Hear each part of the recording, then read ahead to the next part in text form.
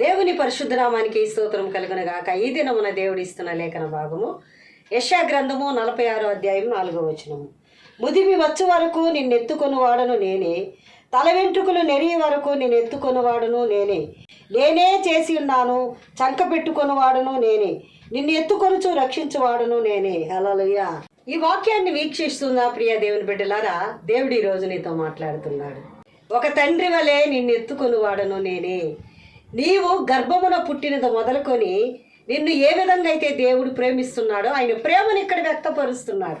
ఒక తండ్రి వలె నిన్ను ఎత్తుకుంటాడంట. చూడండి ఎంత మంచి ప్రేమ. కల్వారి సిలువలో ప్రాణత్యాగం చేసిన దేవుడు నిన్ను చూసి అంటున్నాడు, ఈరోజు నిన్ను ఎత్తుకొని ఉన్నాను. ఈ సంవత్సరం అంతటిలో ఆఖరి నెలకి నువ్వు వచ్చి ఉండగా నిన్ను ఎత్తుకున్నాను. ఈ సంవత్సరం అంతా నిన్ను ఎత్తుకున్నాను. రాబోయే సంవత్సరంలో కూడా దేవుడు నాకు తోడై ఉంటాడా లేదా అని సందేహిస్తున్నావా? దేవుడు నాకు తోడై ఉంటాడా లేదని సందేహిస్తున్నావా? ప్రభు నీతో మాట్లాడుతున్నాడు. ఆయన ఎవరండి? నీకు ఒక మంచి తండ్రి. ఆయన ఎవరు? నాకు ఒక మంచి తండ్రి. ఈ లోకంలో ఉండే తల్లిదండ్రులు ఎంతగా పిల్లలు ప్రేమిస్తారో అంతకంటే గొప్ప దేవుడు ఈరోజు నిన్ను చూస్తున్నాడు. ముదిమి వచ్చు వరకు నిన్ను ఎత్తుకుని వాడును నేనే, తల వెంట్రుకలో నెరయి వరకు నిన్ను మోయివాడను నేనే. నేనే నిన్ను చేసి ఉన్నాను, చంక పెట్టి రక్షించు ఎత్తుకొని నడిచే దేవుడను నేనే. చూడండి, ద్వితీయోపదేశ కాండము 1వ అధ్యాయము 31వ వచనములో ఒక కుమారుణ్ణి తండ్రి ఏ విధముగా భుజముల మీద ఎత్తుకొని వస్తున్నాడో ఈ చోటుకు వచ్చే వరకు దేవుడు అలాగే నిన్ను మోసాడు అని దేవుడు వాక్యం సెలవిస్తుంది. ఇశ్రాయేలు జనులు ఏ విధంగా అయితే కనాను దేశానికి, ఐగుప్తు దేశం నుండి కనాను దేశానికి నడిపినట్టుగా పాప ఊబి నుండి శాపము నుండి మనల్ని దేవుడు ఆశీర్వాదమైన హల్లెలూయా పాలు తేనెలు ప్రవహించే పరలోకానికి దేవుడు మనల్ని నడిపించడానికి ఈరోజు దేవుడు మాట్లాడుతున్నాడు. ఇంతవరకు నీ జీవితంలో పడిన కష్టాలు, శ్రమలు, కన్నీళ్లు అన్నిటినీ కూడా ఒక తండ్రి తన బిడ్డలకి ఎప్పుడు శ్రేష్టమైందే చేయాలనుకుంటాడు. ప్రియా దేవుని బిడ్డలారా, అందుకే ఈరోజు మనతో దేవుడు మాట్లాడుతున్నాడు. తండ్రి శిక్షిస్తాడు. ఒక్కోసారి తండ్రి మనల్ని శిక్షిస్తాడు.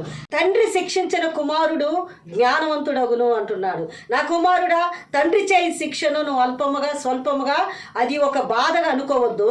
తండ్రి ఏ విధంగా శ్రమల్లో నేను నడిపించాడో అదే విధంగా ప్రతి శ్రమలో కూడా దేవుడు మనల్ని ఎత్తుకున్నాడంట.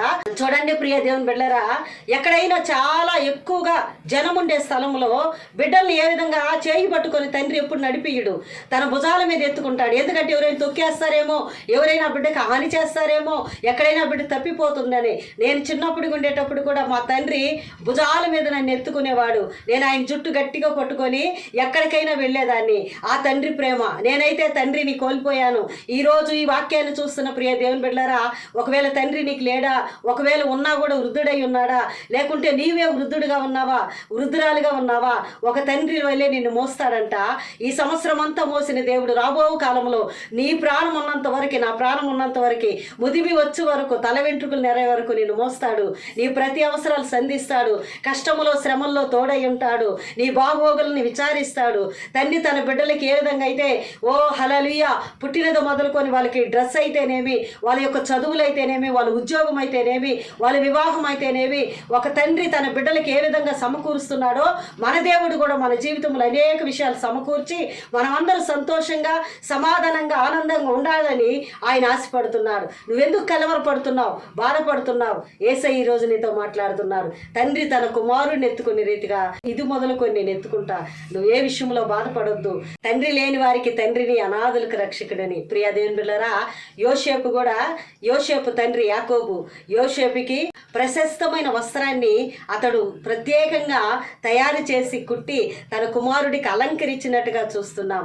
ఈరోజు పాపములో శాపములో తండ్రిని విడిచి దారి తప్పిన కుమారుడి వలె తండ్రి ఇంటికి మరలా పరిగెత్తుకుంటూ వచ్చి తన తండ్రిని ముద్దు పెట్టుకొని తన తండ్రి యొక్క కార్యములో పాప విమోచన పొందుకొని తండ్రి ప్రేమలో ముగ్ధుడైనట్టుగా ఈరోజు ప్రభు నీతో మాట్లాడుతున్నాడు. నువ్వు వస్తావా? ఈ తండ్రి చేతులు చాచి నిన్ను రమ్మంటున్నాడు. ఈ తండ్రి నీ ఎడల జాలి పడుతున్నాడు. నీవు పడ్డ కష్టాలన్నింటినీ తీర్చబోతున్నాడు. అది ఉద్యోగమైనా, సమాధానమైన, ఆరోగ్యమైన, ఫైనాన్షియల్ సపోర్ట్ అయినా, లోన్ అయినా, ఆశీర్వాదమైన, నెమ్మదైనా ఈరోజు నీకు ఇచ్చి నిన్ను ఆశీర్వదించబోతున్నాడు. ఆమేన్.